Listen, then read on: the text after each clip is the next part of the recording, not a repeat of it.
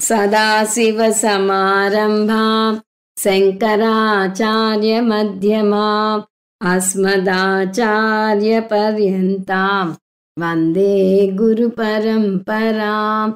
हरिः ओम् श्रीगुरुभ्यो नमः। हरिः ओम् वसुदेवसुतं देवं कंसचाणूरमर्दनं देवकी परमानन्दं कृष्णं వందే జగద్గురుం. మనం భగవద్గీత 181వ క్లాస్లో ఉన్నాము. అంత ముందు క్లాస్లో 16వ అధ్యాయాన్ని ముగించుకున్నాము. ఇవాళ 16వ అధ్యాయం యొక్క సారాంశం చూద్దాము. భగవద్గీతలో ఏ అధ్యాయం అధ్యయనం చేసినా కూడా భగవద్గీత యొక్క సారాంశం గురించిన పూర్తి అవగాహన ఉండాలి. అది తెలియకుండా ఏ అధ్యాయానికి ఆ అధ్యాయం విడిగా అధ్యయనం చేస్తే దాన్ని సరిగా అర్థం చేసుకోలేము. అందువల్ల మధ్య మధ్యలో ఆగి భగవద్గీత తాత్పర్యం ఏమిటి, ఎందుకు చెప్పబడింది, ఈ ప్రశ్నలకు జవాబు మనకు ఉపోద్ఘాతంలో దొరుకుతుంది. గీతాబోధ మొదలవక ముందు అర్జునుడు కృష్ణ పరమాత్మను శరణు వేడి తన నిస్సహాయ స్థితిని వర్ణించుకున్నాడు. అతను రాగం, శోకం, మోహంలో పడిపోయి నేను ధర్మాధర్మ విచక్షతను కోల్పోయాను, నాకు శ్రేయస్కరమైనదేమిటో చెప్పు, నేను ఎటూ తేల్చుకోలేకుండా ఉన్నాను అని చెప్పాడు. దానివల్ల మనం 2 విషయాలు అర్థం చేసుకోవాలి. పేరు ప్రతిష్టలు, ఆస్తి, హోదా, అనుబంధాలు, లౌకిక విజయాల వల్ల దుఃఖాన్ని పారద్రోలలేం. 2, ఈ దుఃఖాన్ని పారద్రోలాలనే తపన అర్జునునిలో కనిపిస్తుంది. తను సొంతంగా పారద్రోలలేనని, దానికి గురువుని కోరాలని కూడా అర్థం చేసుకున్నాడు. కృష్ణ పరమాత్మ మొదలెట్టడమే అశోచ్యాన్ అన్వశోచస్వం ప్రజ్ఞావాదాంశ భాషసే గతాసూన్ అగతాన్సూంచ నాను శోచంతి పండితాహ అని మొదలెట్టాడు. శోకింపదగని వారి కోసం శోకిస్తున్నావు, నిన్ను నువ్వే తెలివైన వ్యక్తిగా భావించుకుని మాట్లాడుతున్నావు. జ్ఞానులు జీవించి ఉన్న వారి కోసం బాధపడరు, మరణించిన వారి కోసం బాధపడరు అన్నాడు. అంటే నువ్వు జ్ఞానివి కాదు అని పరోక్షంగా తెలియజేశాడు. దీన్ని ఇంకో విధంగా చెప్పాలంటే దుఃఖానికి కారణం అజ్ఞానం, జ్ఞానం ఒక్కటే దుఃఖానికి పరిష్కారం. జ్ఞానం అంటే ఆత్మజ్ఞానం. భగవద్గీత వేదాల సారం. అన్ని వేదాల లక్ష్యం లేదా తాత్పర్యం ఆత్మజ్ఞానం కాబట్టి మొత్తం భగవద్గీత తాత్పర్యం కూడా ఆత్మజ్ఞానం తప్ప వేరే ఏది కాదు. అందువలనే ప్రతి అధ్యాయం చివర ఓం తత్సదితి శ్రీమద్భగవద్గీతాసు ఉపనిషత్సు బ్రహ్మ విద్యాయాం యోగ శాస్త్రే అని వస్తుంది. అటు ఉపనిషత్తులు ఇటు భగవద్గీత కూడా సంసార నివృత్తికి మార్గం ఆత్మజ్ఞానం అని, ఆత్మజ్ఞానం అనేక మార్గాలలో ఒకటి కాదని, ఆత్మజ్ఞానం ఒక్కటే నివారణోపాయం అని నొక్కి వక్కానిస్తున్నాయి. ఇంగ్లీష్లో ఒక సేయింగ్ ఉంది, all roads lead to Rome అని. కానీ ఈ సూత్రం అన్ని వేళలా పనిచేయదు. అన్ని దారులు మోక్షానికి తీసుకువెళ్ళవు, ఉన్నదొకటే మార్గం. తమేవ విద్వాన్ అమృతయ భవతి నాణ్య పంథ అయనాయ విద్యతే అంటుంది పురుష సూక్తం. కృష్ణ పరమాత్మ కూడా ఆ మాటే నొక్కి వక్కానించాడు. అజ్ఞానంతో జ్ఞానం కప్పబడి ఉండటం వల్ల ప్రాణులు మోహంలో పడుతున్నారు.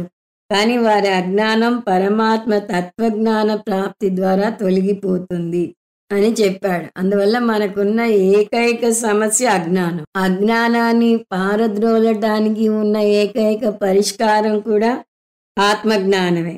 అందువల్ల ఇది అనేక మార్గాలలో ఒకటి కాదు, ఇది ఒక్కటే మార్గం. అందువల్ల మనం గుర్తుంచుకోవాల్సిన మొట్టమొదటి అంశం భగవద్గీత యొక్క తాత్పర్యం ఆత్మజ్ఞానం. అందువల్లనే దీన్ని మోక్ష శాస్త్రం అని కూడా అంటారు. మనం గుర్తుంచుకోవాల్సిన ఇంకొక అంశం ప్రమాణం. జ్ఞానం పొందటానికి ఉన్న ఏకైక ప్రమాణం మనసు లేదా బుద్ధి. మనసు బుద్ధి పదాలు ఒకే ప్రమాణాన్ని సూచిస్తాయి. జ్ఞానం పొందాలంటే మనసు లేదా బుద్ధి ద్వారానే పొందాలి. ఆ మాటకొస్తే ఆత్మజ్ఞానమే కాదు, లౌకికంగా ఏ జ్ఞానం పొందాలన్నా కూడా మనసు లేదా బుద్ధి ఒక్కటే మార్గం. ఆత్మ విద్యను మనసు ఉపయోగించకుండా వేరే మార్గం ద్వారా పొందవచ్చు అనుకోవటం పెద్ద అపోహ మాత్రమే. శాస్త్రం చాలా స్పష్టంగా చెప్తుంది, లౌకిక విద్య పొందాలన్నా ఆత్మ విద్య పొందాలన్నా కూడా బుద్ధి మాత్రమే ప్రమాణం అని. మనసా ఏవ అనుద్రష్టవ్యం నేహ నానాస్తి కించన అని బృహదారణ్యకంలో వస్తుంది. ఆత్మజ్ఞానం పొందిన మనస్సు మాత్రమే ఆత్మ గురించి తెలుసుకోగలరు అని. బుద్ధ్యా దృశ్యతే, బుద్ధి ద్వారానే ఆత్మజ్ఞానం పొందగలం. అందువల్ల ఆత్మజ్ఞానం లక్ష్యం, మనసు మార్గం. కానీ ఉపనిషత్తుల్లో న తత్ర చక్షుర్గచ్చతి న వాగ్గచ్చతి నో మనః అని వస్తుంది. మనసు ద్వారా తెలుసుకోలేము అని. ఈ రెండిటిని ఎలా సమన్వయపరచాలి అంటే సంసిద్ధమైన మనసు ద్వారానే తెలుసుకోగలం. సంసిద్ధ మనసు లేకపోతే తెలుసుకోలేము అని అర్థం. అందువల్లనే మనసు చాలా సూక్ష్మంగా ఉండాలి అని కఠోపనిషత్తులో వస్తుంది. అకృత ఆత్మ అంటే సంస్కరించబడని మనస్సు కలవారు, కృతాత్మ అంటే సంస్కరించబడిన మనస్సు కలవారు. ఆత్మజ్ఞానం పొందాలంటే మనస్సు సంస్కరించబడాలి, అంటే సాధన చతుష్టయ సంపత్తిని పొందాలి. తర్వాత సాధన జ్ఞాన ప్రాప్తి కోసం చేయాలి. ఆ విధంగా మనకు 2 సాధనలు ఉన్నాయి, సంస్కార ప్రాప్త్యర్థ సాధన, జ్ఞాన ప్రాప్త్యర్థ సాధన. దీనికోసమే వేదాలు 2గా విభజించబడి ఉన్నాయి. వేద పూర్వ భాగం, వేద అంత భాగం. వేద పూర్వ భాగం సంస్కారాలను బోధిస్తే వేద అంత భాగం జ్ఞానాన్ని బోధిస్తుంది. సంస్కారం పొందడానికి సమయం పడుతుంది, జ్ఞానం పొందడానికి ఎక్కువ సమయం పట్టదు. వంట చేయటానికి బోలెడు సమయం పడుతుంది. కూరగాయలు బజార్ నుంచి తెచ్చుకోవాలి, శుభ్రం చేయాలి, తరగాలి, వండాలి. కానీ వండిన వంటను తినటానికి ఎంతో సమయం పట్టదు. అదేవిధంగా సంస్కారం పొందటానికి సమయం పడుతుంది. సంస్కారం పొందాక తత్వమసి అనే మహావాక్యాన్ని అర్థం చేసుకోవడానికి ఎంతో సమయం పట్టదు. అదే మనసు సంస్కరించబడకపోతే ఎంత నేర్చుకున్నా వేదాంతం వంట పట్టదు. అర్థం కాని జ్ఞానాన్ని జీర్ణించుకోలేరు. అందువల్ల ముందు మనసుని సంస్కరించుకోవాలి. భగవద్గీతలోని 13 నుంచి 15 అధ్యాయాలు జ్ఞాన ప్రాప్తిని కలగజేస్తాయి. కానీ మరో 2 అధ్యాయాలు 16, 17 ఆత్మజ్ఞానం గురించి అసలు బోధించవు. నిజానికి భగవద్గీత బోధించే ముఖ్యాంశం ఆత్మజ్ఞానం అని చూసాం. అయినా కృష్ణ పరమాత్మ ఈ రెండింటిలో ఆ విషయాన్ని పక్కన పెట్టి జ్ఞాన యోగ్యత ప్రాప్తి గురించి చెప్తున్నాడు. ఎందుకంటే ఇప్పుడే చూసాం, సంస్కరించబడిన మనసు ఉంటేనే జ్ఞాన యోగ్యత ప్రాప్తి కలుగుతుంది అని. అది కర్మయోగం, ఉపాసన యోగాల వల్ల వస్తాయని కూడా చూసాం. కర్మయోగం వల్ల చిత్తశుద్ధి, ఉపాసన యోగం వల్ల చిత్త ఏకాగ్రత కలుగుతుంది. అప్పుడు జ్ఞాన యోగ్యత ప్రాప్తి వచ్చి శాస్త్రం నేర్చుకోవడానికి మనసు సంసిద్ధంగా ఉంటుంది అని చూసాం. కృష్ణ పరమాత్మ కూడా వీటికి ఉన్న ప్రాముఖ్యత దృష్ట్యా జ్ఞానయోగ్యత ప్రాప్తి గురించి కూడా చెప్తున్నాడు. పైగా మనం అధ్యాయం చివర ఉపనిషత్తుల సారం అని చదువుతున్నా కూడా భగవద్గీత ఒక ఉపనిషత్తుల సారమే కాదు, కర్మకాండ, ఉపాసన కాండల సారం కూడా. ఇంకో విధంగా చెప్పాలంటే వేద పూర్వ భాగం, వేద అంత భాగాల సారం. వేద పూర్వ భాగం చాలా పెద్ద భాగం, వేద అంత భాగం చాలా చిన్నది. వేద పూర్వ భాగం జ్ఞాన యోగ్యతను బోధిస్తే వేద అంత భాగం జ్ఞానాన్ని బోధిస్తుంది. వేద పూర్వ భాగం మనిషికి 4 ఆశ్రమ ధర్మాలను విధించింది. అవి బ్రహ్మచర్య ఆశ్రమం, గృహస్థాశ్రమం, వానప్రస్థాశ్రమం, సన్యాసాశ్రమం. మనిషి జీవితం 100 సంవత్సరాలు అనుకుంటే 75 సంవత్సరాలు మొదటి 3 ఆశ్రమాలకు అంకితం అవుతాయి. అంటే ఈ ఆశ్రమాల్లో సంస్కారం పొంది ఆఖరి ఆశ్రమమైన సన్యాసంలో ఆత్మజ్ఞానం పొందాలి. దీన్ని బట్టి మనకు అర్థమవుతున్నది, వేద పూర్వ భాగాన్ని కూడా మనం నిర్లక్ష్యం చేయకూడదు. అది జీవన విధానాన్ని సూచిస్తుంది అని ఈ అధ్యాయం ఉపోద్ఘాతంలో చూసాం. సంస్కారం లేకపోతే జ్ఞానాన్ని పొందలేం. జ్ఞానాన్ని పొందినా దాన్ని నిలుపుకోలేం. నిలుపుకున్నా ఆశించిన మార్పు తీసుకురాలేం. ఒక రైతు తన పొలంలో విత్తనాలను జల్లే ముందు నేలను చదును చేసి ఏర్పాట్లు చేయాలి. లేకపోతే ఎంత మంచి విత్తనమైనా కూడా అది ఆ నేలలో సరిగా ఎదగలేదు. మన మనసు కూడా నేలే. మన మనసు అనే నేలను చదును చేసి తయారు చేయకపోతే ఆత్మజ్ఞానం అనే విత్తనం సరి అయిన ఫలాన్ని ఇవ్వలేదు. అందువల్ల కృష్ణ పరమాత్మ 16, 17 అధ్యాయాలను ఈ సంస్కారాలకు కేటాయించాడు. సంస్కార అనంతరం ఏవ జ్ఞానం మోక్షం దదాతి. సంస్కారం పొందాకనే జ్ఞానం మోక్షాన్ని కలగజేస్తుంది. వేద పూర్వ భాగంలో మన జీవన విధానాన్ని సూచిస్తుందని, అది విధి నిషేధాల ద్వారా సూచిస్తుందని చూసాం. వాటినే దైవీ సంపత్తిగా, ఆశ్రీ సంపత్తిగా వివరించాడు కృష్ణ పరమాత్మ. ఇప్పుడు మనం వేరే కోణంలోంచి దైవీ సంపత్తి, ఆశ్రీ సంపత్తులను చూద్దాం. కోణం మారుతుంది తప్పితే అంతిమ ఉద్దేశం సంస్కారం గురించి నేర్చుకోవటం. సంస్కారం అంటే జ్ఞాన యోగ్యత.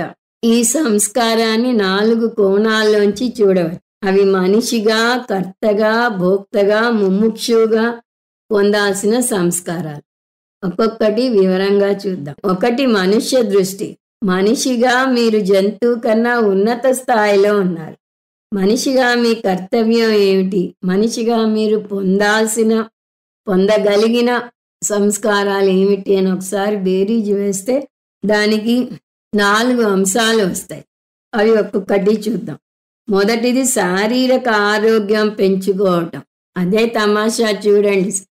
ఆత్మజ్ఞానం పొందితే మీరు శరీరం కాదు అని పదే పదే నేర్చుకుంటారు. మోకాలు నొప్పితో బాధపడుతున్న శరీరం, ఇంకా మడితే స్థూల శరీరం మీరు కాదు అని నేర్చుకుంటారు. కానీ అలాగని శరీరాన్ని పూర్తిగా నిర్లక్ష్యం చేయకూడదు.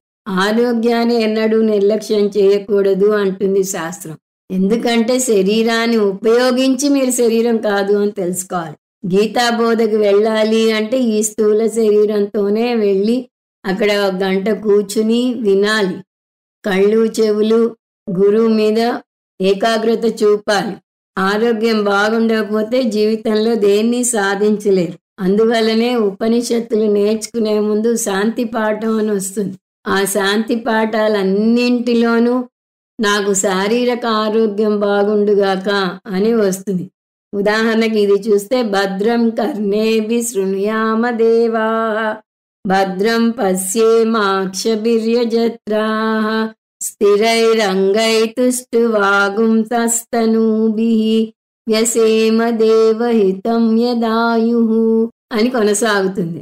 నా అన్ని అంగాలు స్థిరంగా ఉండుగాక, నేను మంచి విషయాలనే వినుగాక, మంచి వాటినే చూడుగాక, దేవుడు నాకు ఇచ్చినంత ఆయుష్ నాకు సంపూర్ణంగా ఉండుగాక, అర్ధాంతరంగా మరణించకుండా ఉండుగాక అని ఈ ప్రార్థన అర్థం.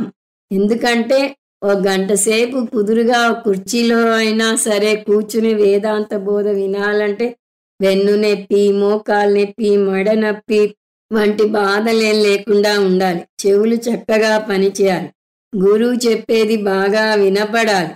స్వామీజీ అంటారు రినౌన్సియేషన్ అని చెప్తే అది రెమ్యూనరేషన్ అని అర్థం చేసుకుంటారు కొంతమంది అని. అలా ఒకదానికొకటి అర్థం చేసుకోకూడదు. అందువల్ల మంచి ఆరోగ్యం లేనిదే దేన్ని సాధించలేరు. ఆరోగ్యమే మహాభాగ్యం అన్నారు అందుకే పెద్దలు. అందువల్ల ఆరోగ్య సంస్కారం మొదటి సంస్కారం. మళ్ళీ ఇక్కడ ఒక విషయాన్ని గ్రహించాలి. ఆరోగ్యం అంటే శారీరక ఆరోగ్యం మాత్రమే కాదు. శాస్త్రం గట్టిగా నొక్కి వక్కానిస్తుంది. ఆరోగ్యం అంటే శారీరక, మానసిక, బుద్ధిపరమైన ఆరోగ్యం. శారీరక ఆరోగ్యం గురించి మనకు బాగానే తెలుసు. ఏ ప్రకటన చూసినా అర్థమవుతుంది. యోగాసనాలు వేయండి, ఇంతసేపు నడవండి, ఇటువంటి ఆహారం తీసుకోండి, ఈ ఆహారం తినకండి అంటూ హోరెత్తిస్తాయి ప్రకటనలు. అది తెలిసిందే. దానికోసం మనం జీవిత బీమాలు కూడా తీసుకుంటూ ఉంటాం. కానీ తక్కినవి కూడా చూడాలి. సో 2వ అంశం మానసిక ఆరోగ్యం పెంచుకోవటం. శారీరక ఆరోగ్యంతో పాటు మానసిక ఆరోగ్యం కూడా పెంచుకోవాలి. అంటే ప్రశాంతమైన మనసు కలిగి ఉండాలి.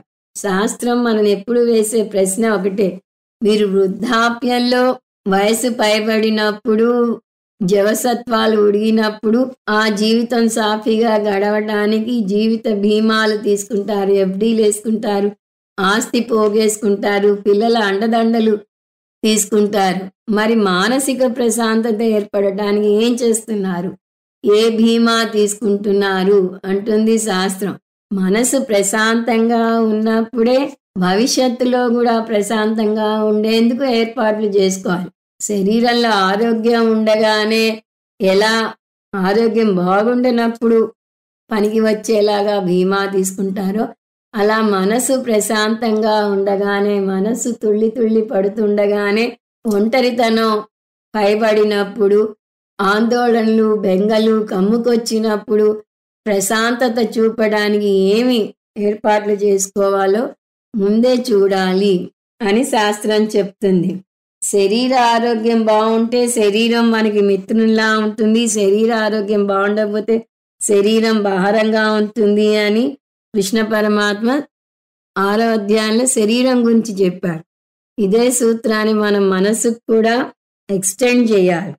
శాంతి సమత్వం లేని మనసు భారంగా తయారవుతుంది. అశాంతస్య మనోభారం, అశాంతిగా ఉన్న మనసు భారంగా మారుతుంది, శత్రువుగా మారుతుంది, ఆటంకంగా అనిపిస్తుంది. అందువల్ల మానసిక ఆరోగ్యం కూడా చాలా ముఖ్యం. నిజానికి దైవీ సంపత్తి, ఆశ్రీ సంపత్తుల గురించి చెప్పిందే మానసిక ఆరోగ్యాన్ని పెంపొందించుకోవడానికి.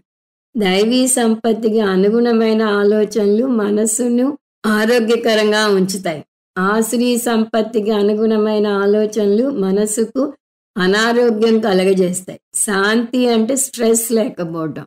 ఈ రోజుల్లో స్ట్రెస్ మేనేజ్మెంట్ కోర్సులు బోలెడున్నాయి. కానీ మన శాస్త్రం ఇవన్నీ ఎప్పుడో ఊహించి ముందే మనకి స్ట్రెస్ మేనేజ్మెంట్ ఎలా చేయాలో నేర్పించింది, బాడీ లాంగ్వేజ్ ఎలా ఉండాలో నేర్పించింది, మానవ సంబంధాలు ఎలా ఉండాలో నేర్పించింది. కానీ మనం శాస్త్రం జోలికి వెళ్తే కదా ఇవన్నీ తెలుసుకోవడానికి. సో మనం శాంతి సమత్వం ఉన్న మనసుని పెంపొందించుకోవాలి. ఆరోగ్యంలో ఇంకొక ఆరోగ్య అంశం బుద్ధిపరమైన ఆరోగ్యం పెంచుకోవటం. బుద్ధి యొక్క ఆరోగ్యం అంటే నేర్చుకునే సామర్థ్యం. బుద్ధిని ఇంటలెక్ట్ అంటారు. ఇంటెలిజెన్స్ కలిగేది ఈ బుద్ధి వల్లనే. స్పష్టంగా ఆలోచించగలిగే సామర్థ్యం, అనుకున్నది బాగా చెప్పగలిగే సామర్థ్యం కలిగిన బుద్ధి ఉండాలి. చాలా మందికి ఆలోచనల్లో స్పష్టత ఉండదు.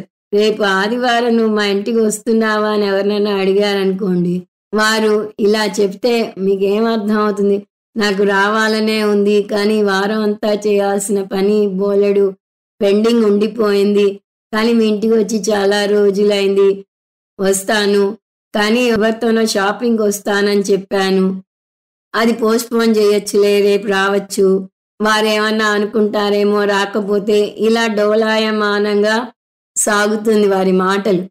చివరికి నువ్వు వస్తావా రావా తేల్చి చెప్పు అని అడిగే పరిస్థితి వస్తుంది. అలా కొంతమందికి ఆలోచనలో స్పష్టత ఉండదు. వారు చెప్పాలనుకున్న దాన్ని స్పష్టంగా చెప్పలేరు. అంటే ముందు వాళ్ళు తేల్చుకోలేరు, తేల్చుకున్నా సరిగా చెప్పలేరు. కొంతమంది ఆలోచనలు గందరగోళంగాను అయోమయంగాను ఉంటే వారు చెప్పే మాటలు కూడా అలాగే ఉంటాయి. ఐ మీన్ 2 minds అంటారు కొంతమంది. వెళ్ళాలా వద్దా పెద్ద ప్రశ్న. వెళ్ళాలని ఎంత స్ట్రాంగ్గా ఉంటుందో వెళ్ళకూడదని అంతే స్ట్రాంగ్గా ఉంటుంది. అందువల్ల వాళ్ళు తేల్చుకోలేరు, సరిగాను చెప్పలేరు. ఇంకొక రకం మనుషులు ఉంటారు. వాళ్ళు గంటల తరబడి మాట్లాడతారు కానీ వారు ఏం మాట్లాడదలుచుకున్నారో వారికే తెలియదు. కుటుంబ సమస్య గురించో ప్రభుత్వం గురించో ఏదో మొదలు పెడతారు కానీ చెప్పాలనుకున్న విషయం మీద వారికే స్పష్టమైన అవగాహన ఉండదు. వారు గంట సేపు మాట్లాడిన దాన్ని విన్న వ్యక్తి సరిగా అర్థం చేసుకోగలితే ఒక్క వాక్యంలోకి కుదించవచ్చు. కానీ సాధారణంగా అలాంటి వారు ఏం చెప్పారంటే ఏమో నాకు తెలీదు అనే అంటారు ఎదుటివారు. దీనికి కారణం ఆలోచనలో స్పష్టత లేకపోవటం. అందువల్లనే ఈ రోజుల్లో కమ్యూనికేషన్ స్కిల్స్ నేర్పిస్తున్నారు. ఇంజనీరింగ్ కాలేజీల్లో ఈ కమ్యూనికేషన్ స్కిల్స్ బాగా నేర్పిస్తారు. ఎందువల్లనంటే ఉద్యోగంలో చేరాలంటే 6 రౌండ్స్ ఉంటుంది. అందులో మొదటి రౌండ్లోనే ఓడిపోతుంటారు చాలామంది. ఎందుకంటే ఈ కమ్యూనికేషన్ స్కిల్ లేకపోవటం వల్లే. ఓ గ్రూప్ డిస్కషన్ అంటారు. ఆ గ్రూప్ డిస్కషన్‌లో చాలా నియమాలుంటాయి.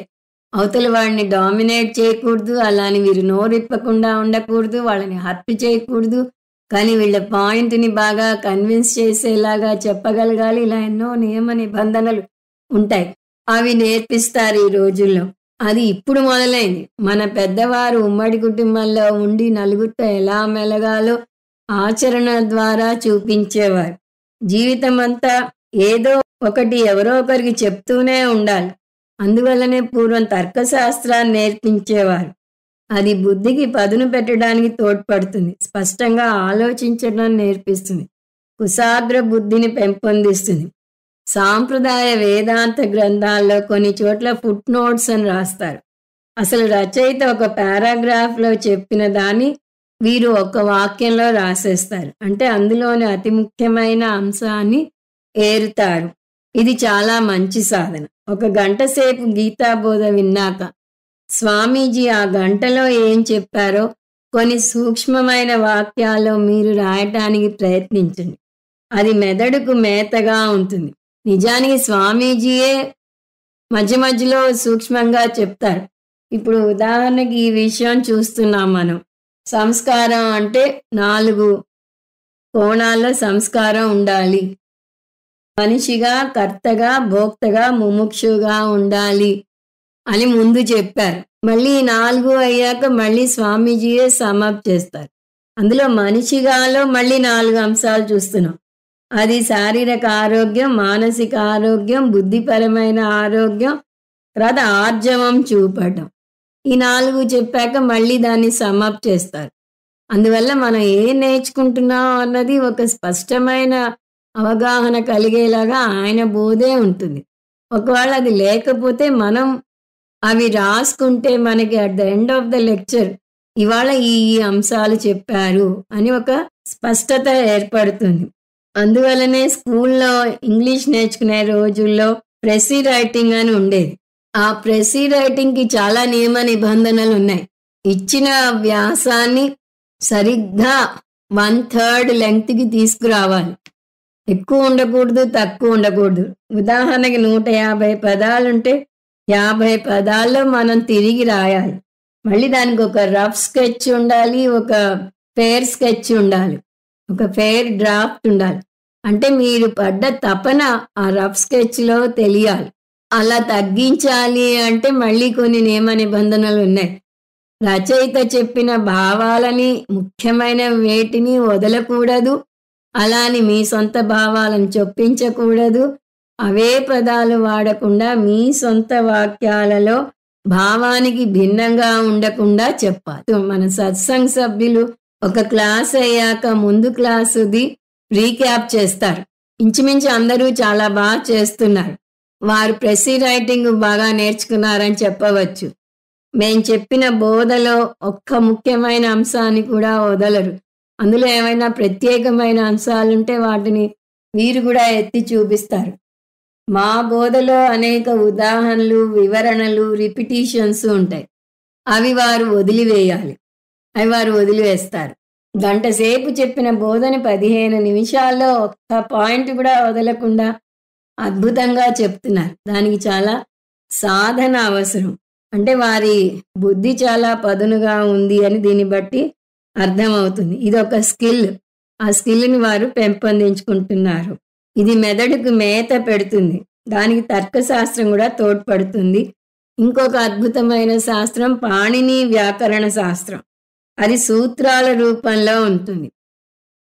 ఏదైనా చెప్తే సరిగా అర్థం చేసుకునేలాగా చెప్పాలి అంటారు పాణిని. కానీ ఇప్పటి జీవన విధానంలో అది లోపిస్తోంది. స్వామీజీ ఇంకొక అద్భుత పద్ధతిలో బోధ చేస్తారు. ఆయన వేదాంత సారాన్ని కొన్ని ముఖ్యమైన మాటల్లో కుదించి చెప్తారు. ఉదాహరణకి ever the experiencer never the experienced. అనుభవించే నువ్వే ఎప్పటికీ అది అనుభవించబడే వస్తువు కాదు ఎన్నంటికి. ఇది ఒక ఉపనిషత్ అయ్యేలోపు ఒక 20-30 సార్లు చెప్తారు. మనకు అది కంటతా వచ్చేస్తుంది. అలాగే చైతన్య 5 లక్షణాలు 20-30 సార్లు చెప్తారు. అలాగే కారణం ఏకం నిత్యం సారం సత్యం, కార్యం అనేకం అనిత్యం అసారం అసత్యం లేదా మిథ్య అని ఇలా కొన్ని కాన్సెప్ట్లను మన బుర్రలోకి ఎక్కిస్తారు. అలాంటి పట్టుకుంటేనే మన బుద్ధి పదునుగా ఉంటుంది. కానీ ఇప్పటి జీవన విధానంలో ఇంత స్పష్టత లోపిస్తోంది. మనం గాడిద గురించి మాట్లాడితే కోతి గురించి మాట్లాడుతున్నాం అనుకుంటారు ఎదుటి వ్యక్తి. పొద్దున్న లేచిన దగ్గర నుంచి అనేక మందితో మాట్లాడాలి. భార్య పిల్లలతో, తోటి ఉద్యోగులతో, బయట వారితో. మనం సగం మాటలు మనసులో మింగేసి సగమే బయటికి చెప్తాం. దేని గురించి చెప్తున్నామో ఎదుటి వారికి అర్థం కాదు. అతను ఇలా అన్నాడు ఇలా అన్నాడు అంటారా, అతను ఎవరో ముందు అర్థం కాదు. వారు ఇంకెవరి గురించో చెప్తున్నాం అనుకుంటారు, ఇంకేదో అంశం చెప్తున్నాం అనుకుంటారు. అందువలనే కమ్యూనికేషన్ గ్యాప్ అనే పదం చాలా విరివిగా వినిపిస్తోంది ఈ రోజుల్లో. మనం ఏదో చెప్తాం, వారు ఇంకేదో అర్థం చేసుకుంటారు. అయ్యయ్యో నేను ఈ ఉద్దేశంతో అనలేదు, నువ్వు అనవసరంగా బాధపడకు అని మనం ఓదారుస్తాం. అలా ఈ కమ్యూనికేషన్ గ్యాప్ వల్ల మనం చెప్పేదానికి వారు బాధపడటం, మనం వారిని ఓదార్చడం, దీంతోనే సగం రోజులు గడిచిపోతాయి. ఎందువల్ల అంటే మనం సరిగా చెప్పకపోవడం వల్ల. ఇప్పుడు 4వ అంశం మనిషి పరంగాలో ఆర్జవం చూపటం. ఆర్జవం మనం విలువల్లో చూసాం. మనోవాక్కాయ కర్మలను ఒక్క తాటి మీద నడిపించగలగాలి. అన్ని అంగాలు ఏకత్రాటి మీద నడవాలి.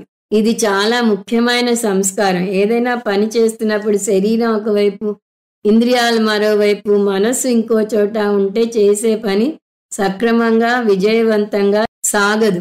చెల్లాచెదరుగా పడుతున్న సూర్యకిరణాలను భూతద్దంతో ఒక చోట కేంద్రీకరిస్తే ఆ కాంతి అక్కడ ఉన్న కాగితాలను కూడా కాల్చగలదు. అంటే విడివిడిగా పడుతున్న సూర్యకిరణాల కన్నా ఒక చోట ఏకీకృతం చేసిన సూర్యకిరణాలకు చాలా శక్తి వస్తుంది. అదేవిధంగా మన శరీరంలోని భిన్న అంగాలు భిన్న దిశల్లో వెళ్తే శక్తి ఉండదు. అదే అన్నింటినీ ఒక చోట కేంద్రీకరింపజేయగలిగితే పనిని అద్భుతంగా చేయగలుగుతుంది. ఇలా అన్ని అంగాలను ఒక చోట ఏకీకృతం చేయగలగటాన్ని ఆర్జవం అంటారు. దీనికి అష్టాంగ యోగం తోడ్పడుతుంది. కానీ వేదాంత శాస్త్రం అష్టాంగ యోగాన్ని పూర్తిగా తీసుకోదు. దాని తర్వాత వేదాంతానికి వచ్చి శ్రవణ మనన నిధిధ్యాసనలు చేయాలి అంటుంది. ఇదంతా మన 6వ అధ్యాయంలో చూసాం. ఇప్పుడు 2వ అంశం కర్త దృష్టి. మనిషిగా మనకు ఫ్రీ విల్ ఉంది. మనిషిగా మనం బుద్ధిజీవులం. జంతువులకి ఈ ఫెసిలిటీ లేదు. అది బుద్ధితో ఆలోచించి నిర్ణయాలు తీసుకోలేవు. అందువల్ల మనమే కర్తగా పని చేసేటప్పుడు ఆలోచించి పని చేయాలి. సో ఇక్కడ కూడా మళ్ళీ కర్తగా 2 అంశాలను చూస్తున్నాం. అది ఆలోచించి కర్మలు చేయాలి, సాత్విక కర్మలు చేయాలి. ఆలోచించి కర్మలు చేయటం అంటే చాలా మంది అప్పటికప్పుడు ఏది తోస్తే అది మాట్లాడేస్తారు. అది తగ్గించుకోవాలి. ఆవేశంగా అనాలోచితంగా మాట్లాడకూడదు. ఇలా చేసేది జంతువులు మాత్రమే, మనుషులు కాదు. కుక్కలకు అరవాలనిపిస్తే పక్కన ఏమవుతుందో ఆలోచించకుండా అరుస్తాయి. గాడిదలకు తన్నాలనిపిస్తే ఎవరినైనా సరే తన్నుతాయి.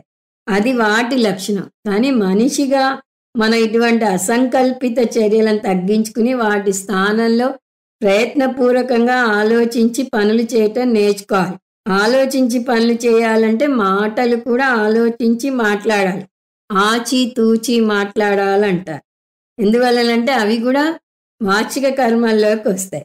అంటే మనం ఆలోచించేటప్పుడు అనేక అంశాలను పరిగణలోకి తీసుకోవాలి. గతంలో జరిగిన అనుభవాలను గుర్తు తెచ్చుకోవాలి. ఎందుకంటే మన ప్రస్తుత చర్యలు గత అనుభవాల మీద ఆధారపడి ఉంటాయి. ప్రస్తుత పరిస్థితులను కూడా దృష్టిలో పెట్టుకోవాలి. భవిష్యత్తులో జరగబోయే పరిణామాలను దృష్టిలో పెట్టుకోవాలి. అంటే మనం ఒక కర్మ చేస్తే దానివల్ల ఇప్పుడు కలిగే ఫలం ఏమిటి, రిపర్కషన్స్ అంటారు ఇంగ్లీష్లో. దానివల్ల రాబోయే వేరే పరిణామాలు ఏమిటి ఆలోచించాలి.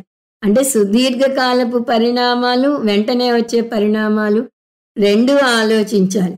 మన జీవితంలో ముడిపడి ఉన్న మన కుటుంబ సభ్యులను, మన ఇరుగు పొరుగును, మన సమాజాన్ని దృష్టిలో పెట్టుకోవాలి. వాటన్నిటినీ క్రోడీకరిస్తే మన గురించి, మన కుటుంబం గురించి, మన సమాజం గురించి, భూత భవిష్యత్ వర్తమాన కాలాల అనుభవాల గురించి ఆలోచించి పని చేయాలి. ఒక ముక్కలో చెప్పాలంటే ఆచి తూచి అడుగు వేయాలి. ఇన్ని అంశాలను ఆలోచించాలంటే ఎన్నడూ వెంటనే అనాలోచితంగా స్పందించలేదు. ఎందుకంటే ఇన్ని అంశాల గురించి ఆలోచించాలంటే చాలా సమయం పడుతుంది. ఒక్కోసారి అసలు మాట్లాడలేరు కూడా. అందువల్ల మొదట్లో సమయం పట్టినా ఇది అలవాటు చేసుకుంటే క్షణంలో నిర్ణయాలు తీసుకోవడం చేయగలుగుతారు. ఆలోచించకుండా పని చేస్తే అది మన గొప్ప శత్రువు. కానీ అది సాధన చేయాలి. సాధన చేయగా బుద్ధి చాలా పదునుగా అవుతుంది. ఒక్క నిమిషంలో నిర్ణయం తీసుకోవాల్సి వచ్చినా కూడా ఇందాక చెప్పిన అన్ని విషయాలను క్షణాల మీద బేరీజు వేసేస్తుంది. అంటే ఇందాక చెప్పినట్టుగా రిపర్కషన్స్ ఆలోచిస్తుంది. మన స్వామీజీ ఎంత ఆలోచించి చేస్తారు అన్నదానికి ఒక చిన్న ఉదాహరణ. మేము మన ప్రస్థానత్రయం పుస్తకాలు పూర్తి చేసుకున్న సందర్భంలో ఒక సభను ఏర్పాటు చేసుకుని గీతా జయంతిలో స్వామీజీని వచ్చి మమ్మల్ని ఆశీర్వదించమని కోరాం. ఆయన చెప్పిన మాట ఒకటే, మీరు చేస్తున్న పని బాగుంది, నా దీవెనలు మీతో ఎప్పుడూ ఉంటాయి, నేను అక్కడ సూక్ష్మ శరీరంలో ఉంటాను, కానీ నేను రాలేను అన్నారు. దానికి ఆయన చెప్పిన కారణం, ఇలా ఇవాళ మీరు పిలిచారని వస్తే నాకు గ్లోబల్గా శిష్యులున్నారు, ఎవరెక్కడికి పిలిచినా వెళ్లాల్సి ఉంటుంది. అంటే రిపర్కషన్స్ ఆలోచించారు. ఒక శిష్యులు పిలిస్తే వెళ్ళిపోతే తక్కిన శిష్యులు పిలిస్తే వెళ్ళగలరా లేదా అనేది కూడా బేరీజు వేసుకోవాలి. అది వేసుకుని చెప్పారు. దానికి అఖండమైన సాధన కావాలి. సంగీత సాధన విషయం తీసుకుంటే ఈ విషయం బాగా అర్థం అవుతుంది. ఒక కృతి పాడాలంటే క్లాస్కి వెళ్ళిన మొదటి రోజే పాడలేరు. ముందు సప్త స్వరాలు నేర్చుకోవాలి. సరిగమ పదనిస సానిదప మగరిస అని ఆరోహణ అవరోహణ పద్ధతిలో నేర్చుకోవాలి. తర్వాత జంట స్వరాలు, తర్వాత వర్ణాలు, తర్వాత గీతాలు, దాని తర్వాత శిష్ట స్వరాలు, గురువులు రచించిన స్వరాలు, ఇవన్నీ నేర్చుకోవాలి. అంత వేగంగా సూపర్ ఫాస్ట్ ఎక్స్ప్రెస్ లా ఎవరైనా పాడుతున్నారు అంటే అది వారు ఒక్క రోజులో నేర్చుకున్నది కాదు. దాని వెనక ఎన్నో సంవత్సరాల కృషి ఉంది. అలా మన మనసుకు కూడా ఒక నిర్ణయం తీసుకోవాలంటే ఎన్నో విషయాలు ఆలోచించిన నేర్పు దానికి మనం ప్రసాదింపజేయాలి. అలా శిక్షణ ఇవ్వాలి. అప్పుడు నిమిషంలో మన నిర్ణయం తీసుకోగలుగుతాము. 2 సాత్విక కర్మలు చేయటం. తెలివి తక్కువ అనాలోచిత కర్మల బదులు తెలివైన సాత్విక కర్మలు చేయాలి.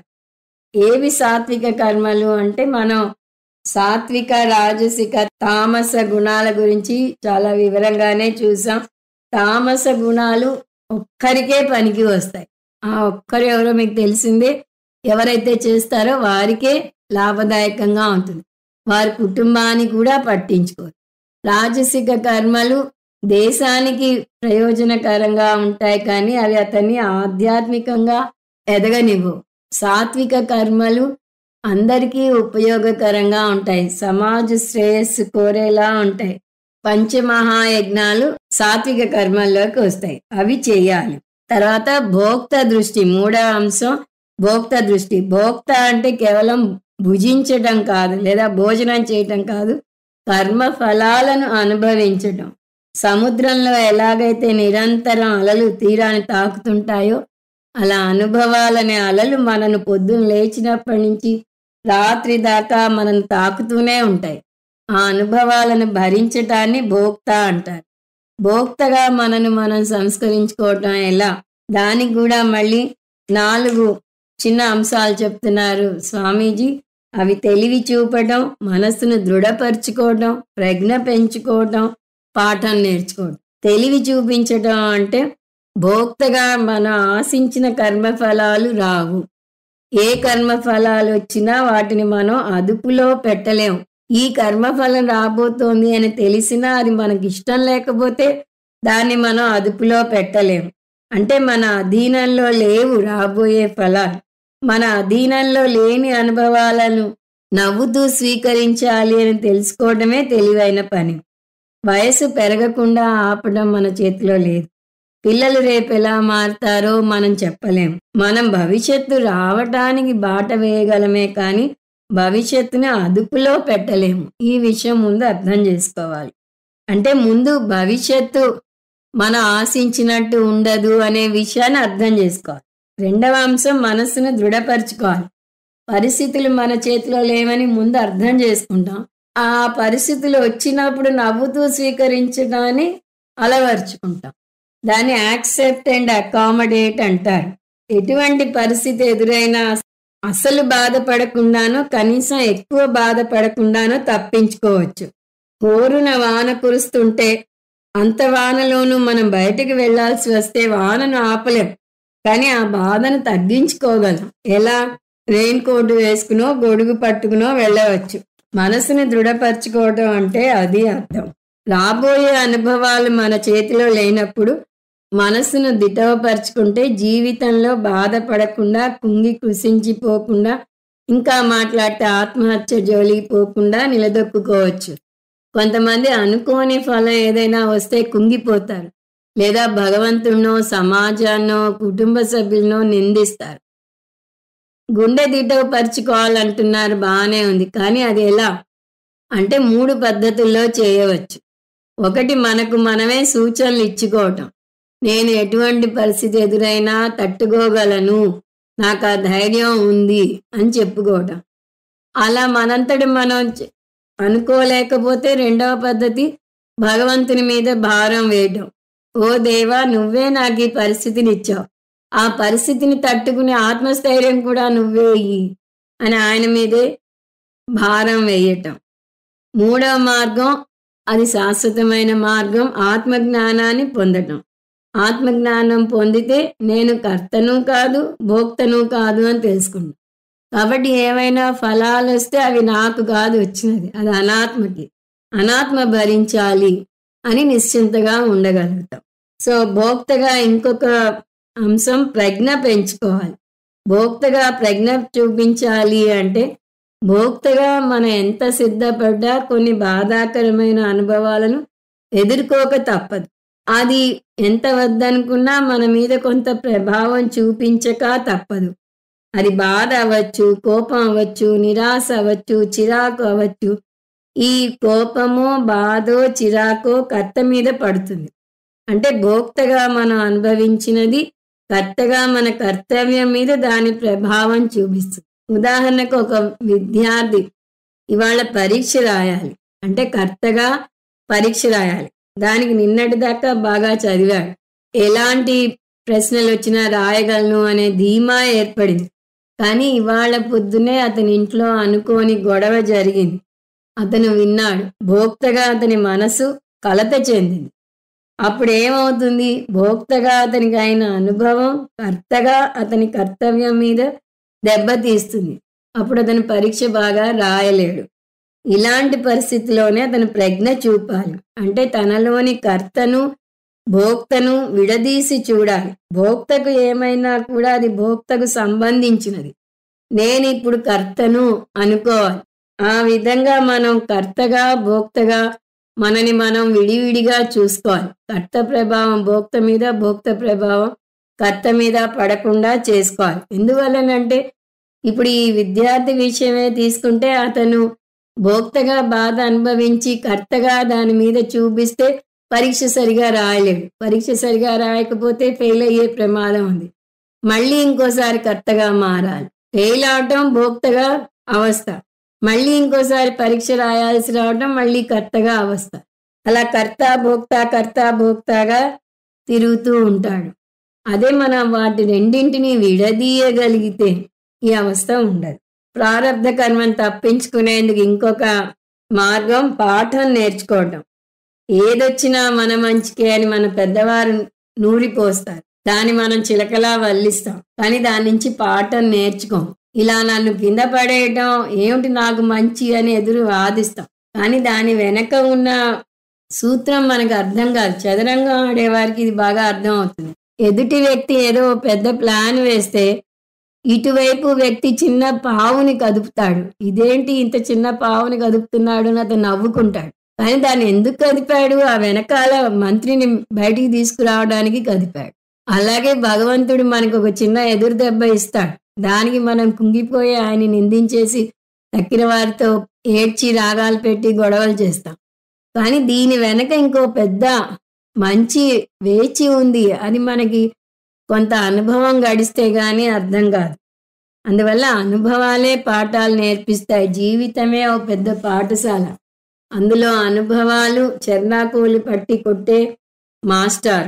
దీన్ని మనం అందుకోగలిగితే జీవితంలో పైకి రాగలుగుతాము.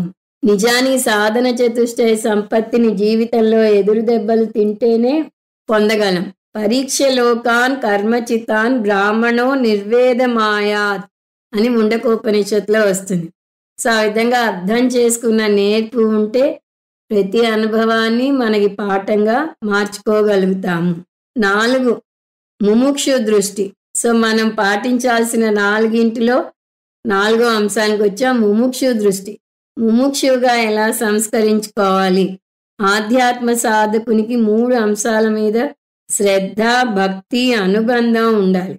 అవి భగవంతుడు, గురువు, శాస్త్రం. మళ్ళీ ఒక్కొక్క అంశం చూస్తే భగవంతుని మీద భక్తి పెంచుకోవాలి. ప్రతి ఆధ్యాత్మిక సాధకునికి భగవంతుని మీద భక్తి శ్రద్ధలు ఉండాలి. ఈశ్వర కృప లేనిదే ఆధ్యాత్మిక సాధన కుదరదు. కృష్ణ పరమాత్మే ఆ విషయం చెప్పాడు. నా కృపా కటాక్షాలు నీ ఆధ్యాత్మిక జీవితం సునాయాసంగా సాగటానికి తోడ్పడుతుంది. అందువల్ల భగవంతుని మీద దృష్టి పెట్టుకో అన్నాడు.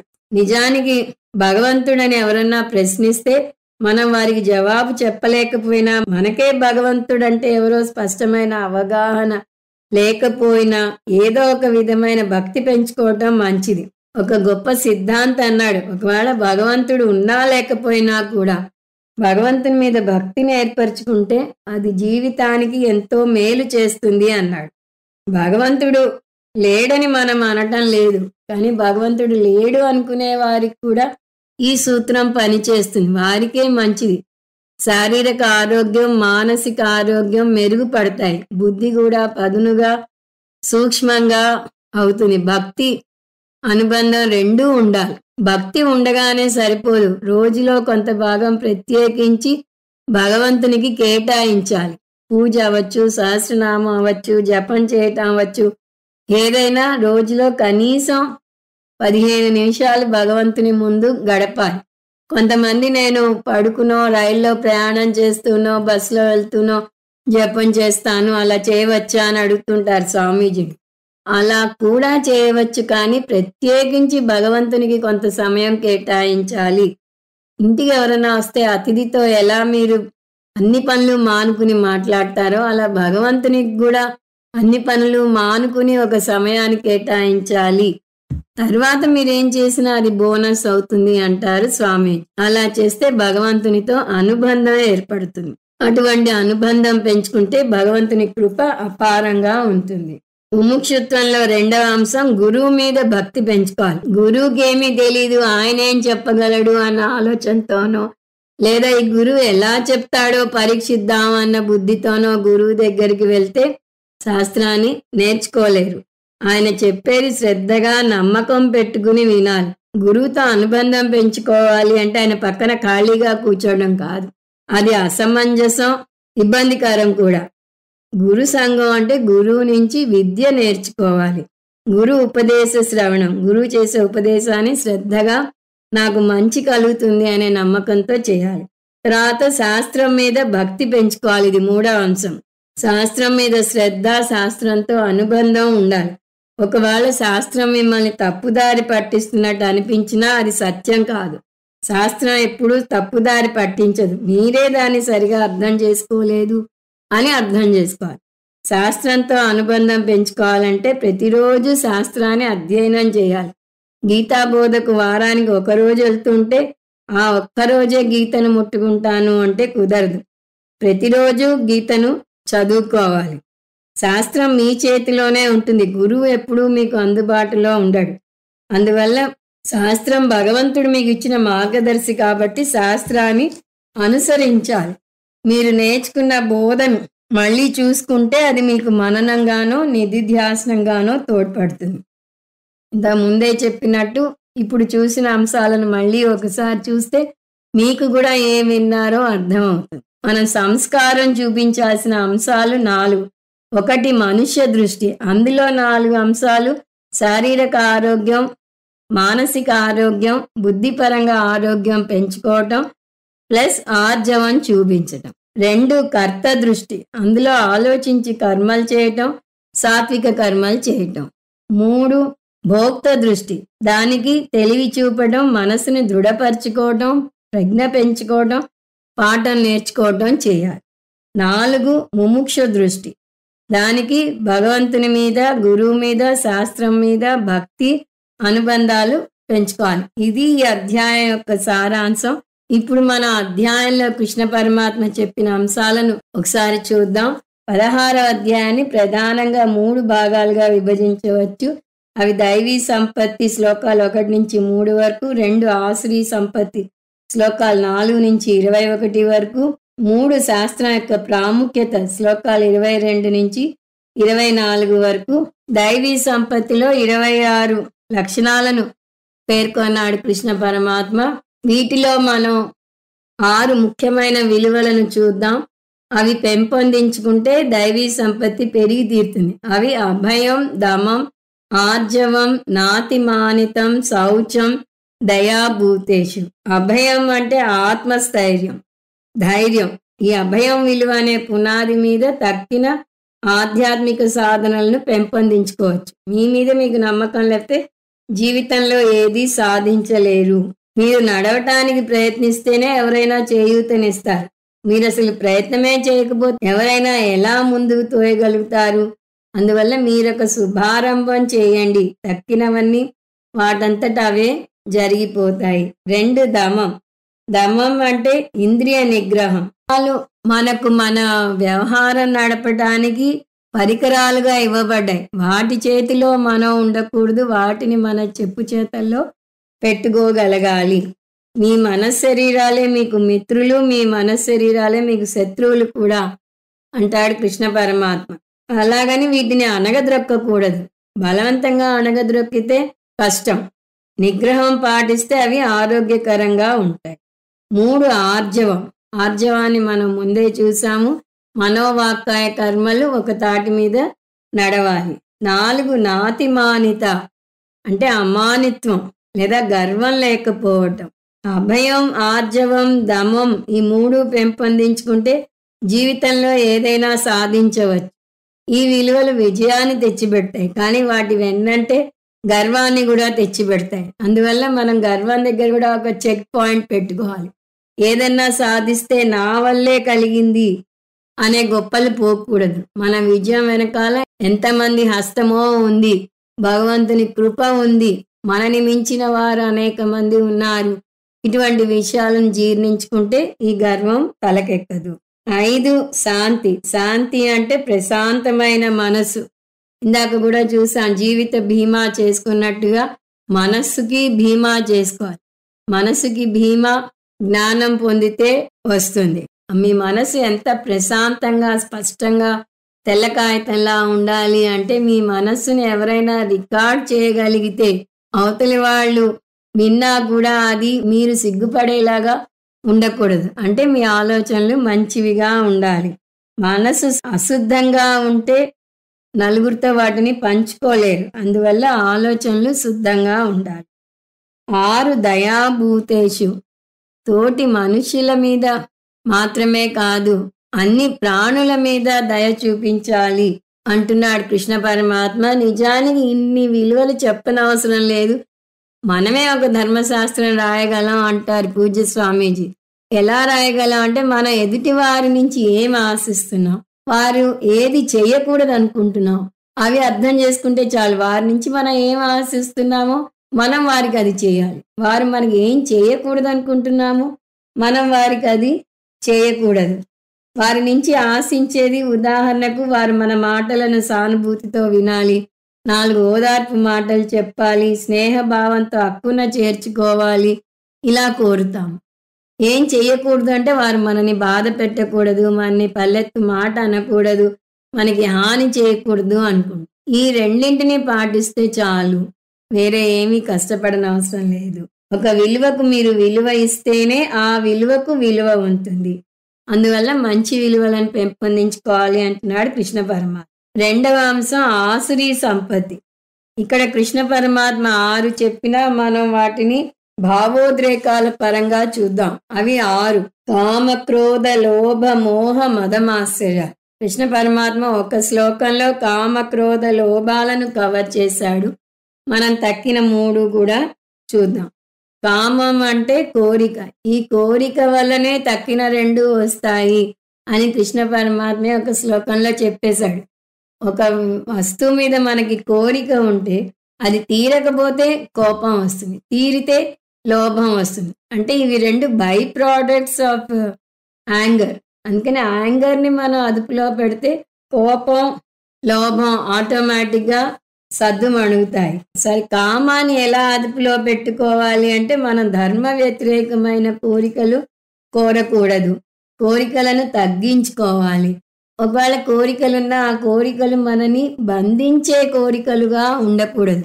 బంధించని కోరికలు ఎన్ని వందలైనా ఉండవచ్చు అంటారు. అంటే ఆ కోరిక తీరిందా సంతోషం, తీరకపోయినా దుఃఖం కలగకూడదు, అలా ఉండగలగాలి.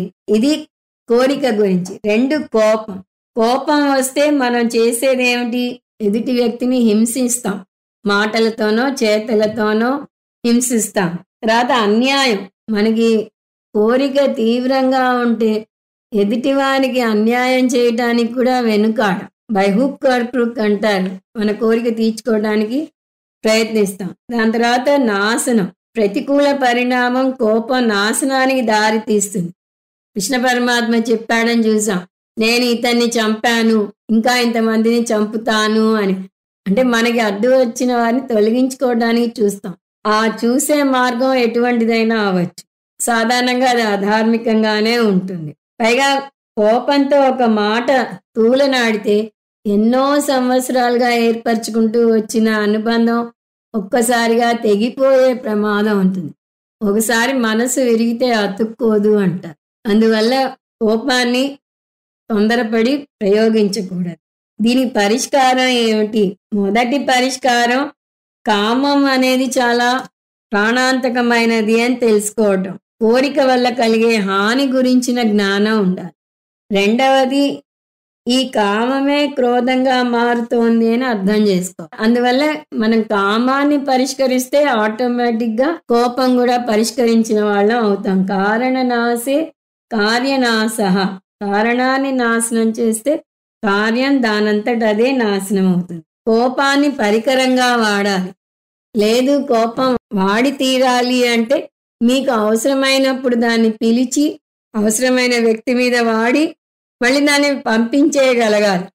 మీ చేతిలో ఉన్న ఒక పరికరం, ఉదాహరణకు ఒక పెన్ను, ఏదో 4 లైన్లు రాయాలంటే ఎక్కడి నుంచో తెస్తారు, 4 లైన్లు రాస్తారు, మళ్ళీ అవతల పెట్టేస్తారు. కోపాన్ని కూడా అలా చూడగలగాలి.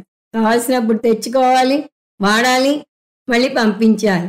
అప్పుడే మీరు కోపాన్ని నియంత్రించగలిగారు అని అర్థమవుతుంది. తర్వాత 3వ భావోద్రేకం లోభం.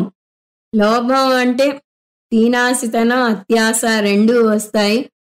అంటే ఎవరితోనూ పంచుకోకూడదు అనేది పీనాస్తనం, అంతా నాకే ఉండాలనుకోవటం అత్యాశ. రెండింటి నెట్ రిజల్ట్ ఒకటే, ఎవరికి ఏమీ ఇవ్వరు, అంతా నాకే కావాలి, నాకే సొంతం కావాలి అనుకుంటారు. అది అర్థం కావాలి అంటే ముందు నాది నాది అన్నది నీది కాదురా అనే విషయాన్ని గుర్తు తెచ్చుకోవాలి. జీవితంలో ఏది మీ సొంతం కాదు, ఏది శాశ్వతం కాదు. భగవంతుడు వాటిని మీకు తాత్కాలికంగా ఇచ్చాడు అనే విషయాన్ని అర్థం చేసుకోవాలి. రుణానుబంధ రూపేణ పశుపత్ని సుతాలయాహ రుణక్షయే క్షయం యాంతి తత్రకా పరిదేవన అని వస్తుంది. రుణం తీరగానే మన బంధాలు ఒక్కొక్కటిగా వీగిపోతూ వస్తాయి. 4వది మోహం. మోహం అంటే భ్రమ లేదా అయోమయం. ఏమిటా అయోమయం? మీరు ఆధారపడుతున్న బాహ్య వస్తువుల వల్ల ఆనందం కలుగుతుంది అనుకోవటం భ్రమ. వాటి వల్ల ఆనందం రాదు, మీరే ఆనంద స్వరూపులు అని అర్థం చేసుకోవటం. 5 మదం. మదం అంటే గర్వం. ఈ గర్వం గురించి మనం నాతి మానితాలో చూసాం. ఏదైనా విజయం పొందగానే నేనే పొందాను అనే గర్వం తలకెక్కుతుంది, దాన్ని పారద్రోలాలి. 6 మాత్సర్యం. మాత్సర్యం అంటే ఈర్ష్య. ఈర్ష్య వల్ల ఎదుటి వారితో మిమ్మల్ని పోల్చుకుంటూ ఉంటారు. సృష్టిలో ఉన్న వస్తువుల మధ్య తారతమ్యాలు ఉంటూనే ఉంటాయి, అది తప్పనిసరి. అందువల్ల మిమ్మల్ని ఎవరితోనూ పోల్చుకోకూడదు. మీకన్నా ఎక్కువ స్థాయి వారితో పోల్చుకుంటే న్యూనతా భావన ఏర్పడుతుంది. తక్కువ స్థాయి వారితో పోల్చుకుంటే గర్వం తలకెక్కుతుంది. అంటే ఇన్ఫీరియారిటీ కాంప్లెక్సో సుపీరియారిటీ కాంప్లెక్సో వస్తుంది. రెండూ ప్రమాదమే. ప్రకృతిలో దేని అందం దానిదే, అన్నీ అందమైనవే. గులాబీ అందం గులాబీదే, మల్లెపువ్వు అందం మల్లెపువ్వుదే. అలాగే మీ అందం మీదే. మీరు ఉన్నది ఉన్నట్టుగా స్వీకరించడం నేర్చుకోండి. అలా స్వీకరించలేకపోతే అది మీకు శత్రువుగా మారుతుంది. అందువల్ల పోటీతత్వం పెంచుకోకూడదు. మాత్సర్యాన్ని పారద్రోలాలంటే ఒకటే మార్గం ఉంది. ఎదుటి వారు మీకన్నా ఉన్నత స్థాయిలో ఉంటే వారిని ఆరాధించండి. ఎవరైనా ఎందులో అయినా ఆరితేరితే వారిని నలుగురిలోనూ మెచ్చుకోండి. ఈ విధంగా దైవీ సంపత్తి ఆశ్రీ సంపత్తుల గురించి చెప్పాడు. కాబట్టి ఈ అధ్యాయానికి దైవాసుర సంపద్ విభాగ యోగము అనే పేరు వచ్చింది. ఇందులో మూడో అంశం కూడా చెప్పాడు కృష్ణ పరమాత్మ అని చూసాం. అది శాస్త్రం యొక్క ప్రాముఖ్యత. తైత్రీయోపనిషత్తులో వస్తుంది. ఋతంచ స్వాధ్యాయ ప్రవచనేచ సత్యంచ స్వాధ్యాయ ప్రవచనేచ తపశ్చ స్వాధ్యాయ ప్రవచనేచ దమశ్చ స్వాధ్యాయ ప్రవచనేచ శమశ్చ స్వాధ్యాయ ప్రవచనేచ. ఇలా లిస్టు సాగుతుంది. అంటే ఆధ్యాత్మిక సాధన ఉండాలి, ఒక క్రమ పద్ధతిలో శాస్త్రాన్ని అధ్యయనం చేయాలి అని చెప్తుంది. ఇప్పుడు గురుకుల వ్యవస్థ పోయింది. ఆధునిక విద్యా విధానంలో శాస్త్రాధ్యయనానికి చోటు లేకుండా పోయింది. పైగా మనుషుల్లో కూడా శాస్త్రం గురించిన అపోహలు ఉన్నాయి. దాని ప్రాముఖ్యత, దాని ఆవశ్యకత తెలియక ఏదో బుద్ధికి పదును పెట్టేది మాత్రమే అనుకుంటున్నారు. అందువల్ల అటువంటి వారికి కృష్ణ పరమాత్మ గట్టి హెచ్చరికే చేస్తున్నాడు. తస్మాత్ శాస్త్రం ప్రమాణం తే అన్నాడు ఆఖరి శ్లోకంలో. శాస్త్రాన్ని అధ్యయనం చేస్తే, అది కూడా గురువు ద్వారా అధ్యయనం చేస్తే దానికి ఈశ్వర కృప కూడా తోడవుతుంది. అప్పుడు ఆధ్యాత్మిక సాధనలో విజయం పొంది మోక్షం పొందుతావు. తతో యాతి పరాంగతిం అన్నాడు. ఆ విధంగా ఆఖరి శ్లోకాల్లో శాస్త్రం యొక్క ప్రాముఖ్యతను వివరించాడు కృష్ణ పరమాత్మ. ఈ విధంగా ఆసురీ సంపత్తిని దైవీ సంపత్తిగా మార్చుకుని శాస్త్రాన్ని అధ్యయనం చేసి జ్ఞానం పొందాలి. ఇది మన 16వ అధ్యాయం సారాంశం. ఓం తత్సదితి శ్రీమద్భగవద్గీతాసు ఉపనిషత్సు బ్రహ్మ విద్యాయాం యోగశాస్త్రే శ్రీకృష్ణార్జున సంవాదే దైవాసుర సంపద్విభాగయోగో నామ షోడశోऽధ్యాయః. హరి ఓం తత్సత్.